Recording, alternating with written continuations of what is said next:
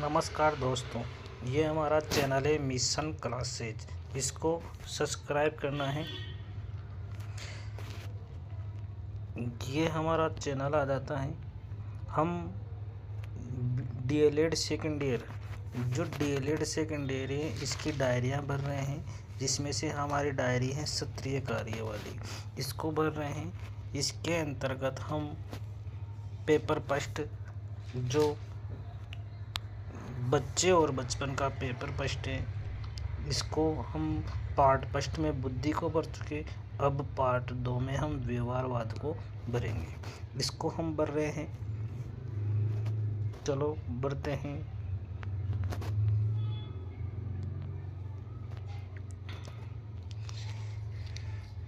ये आ गया व्यवहारवाद।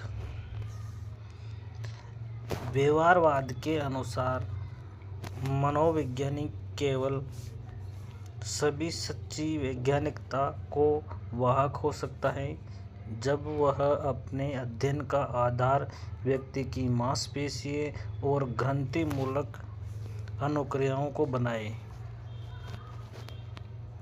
मनोविज्ञान में व्यवहारवाद की शुरुआत 20वीं सदी के पहले दशक में जेबी वाटसन द्वारा 1993 में जॉन हॉपकिंस विश्वविद्यालय में की गई। उन दिनों मनोवैज्ञानिकों से मांग की जा रही थी कि वे आत्मविश्लेषण की तकनीक को विकसित करें।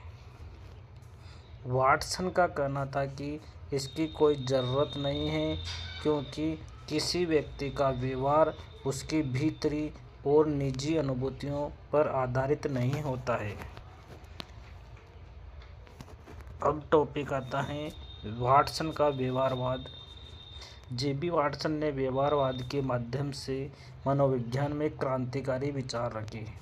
वाटसन का मत था कि मनोविज्ञान की विषय वस्तु चेतन या अनुभूति नहीं किया जा सकता है। इनका मत था कि मनोविज्ञान व्यवहार का विज्ञान है। व्यवहार का परीक्षण भी किया जा सकता है तथा मापा भी जा सकता है। उन्होंने व्यवहार के अध्ययन की विधि के रूप में प्रेक्षण और अनुबंधन को महत्वपूर्ण माना है। वाटसन ने मानव प्रयोज्यों के व्यवहारों का अध्ययन करने के लिए शाब्दिक रिपोर्ट की विधि अपनाई, जो लगभग आत्मनिरीक्षण विधि के समान है। वाटसन ने सीखना, संवेग, स्मृति के क्षेत्र में कुछ प्रयोजनात्मक अध्ययन किए, जिनकी उपयोगिता तथा मान्यता आज भी शिक्षा मनोविज्ञान के क्षेत्र में अधिक है। व्यवहार के इस धनात्मक पहलू को अनुभाविक व्यवहारवाद कहा जाता है।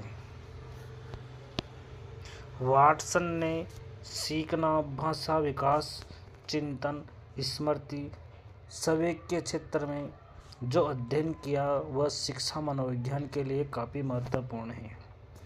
वाटसन व्यवहार को आनुवंशिक न मानकर पर्यावरणीय बलों द्वारा निर्धारित मानते थे।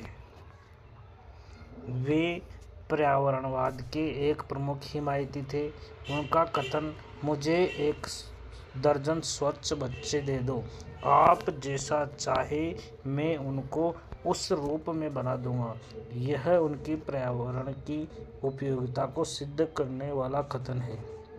वाटसन का मानना था कि मानव व्यवहार उद्दीपक अनुक्रिया एसआर संबंध को इंगित करता है। प्राणी का प्रत्येक व्यवहार किसी न किसी तरह से उद्दीपक के प्रति एक अनुक्रिया ही होती है। व्यवहारवाद का शिक्षा में योगदान। व्यवहारवाद ने जो विधियाँ और तकनीक प्रदान करी, उनमें बच्चों के व्यवहार को समझने में काफ़ी मदद मिली। इसके बाद में सीखने और प्रेरणा के क्षेत्र में व्यवहारवाद ने जो विचार प्रस्तुत किए वे अत्यंत महत्वपूर्ण हैं। बच्चों के संवेगों का प्रयोजनात्मक अध्ययन करके व्यवहारवादी मनोवैज्ञानिकों ने इनके संवेगात्मक व्यवहार को समझने का ज्ञान प्रदान किया। इसके बाद में व्यवहारवाद में मानव व्यवहार पर वातावरणीय कारकों की भूमिका पर विशेष जोर दिया। वाटसन ने पर्यावरणीय कारकों को बच्चों के व्यक्तित्व विकास में काफ़ी महत्वपूर्ण बताया। वाटसन का यह कथन है कि यदि उन्हें 1 दर्जन भी स्वस्थ बच्चे दिए जाते हैं तो वे उन्हें चाहे तो डॉक्टर बना सकता है, इंजीनियर बना सकता है, कलाकार बना सकता है या भिखारी, कुछ भी उचित वातावरण प्रदान कर बना सकता है।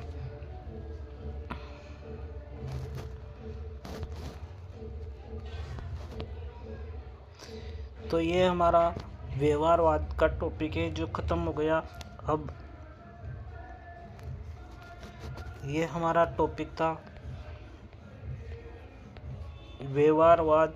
इसके बाद में अब नेक्स्ट क्लास के अंतर्गत हम विद्यालय संस्कृति प्रबंधन एवं शिक्षक, जिसका पहला वाला टॉपिक है विद्यालय की आवश्यकता, उद्देश्य एवं महत्व, इसको पढ़ेंगे। तो आप इस चैनल, जो ये हमारा चैनल है,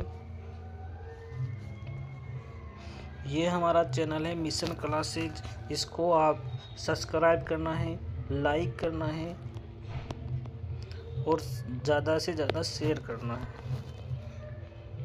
थैंक यू।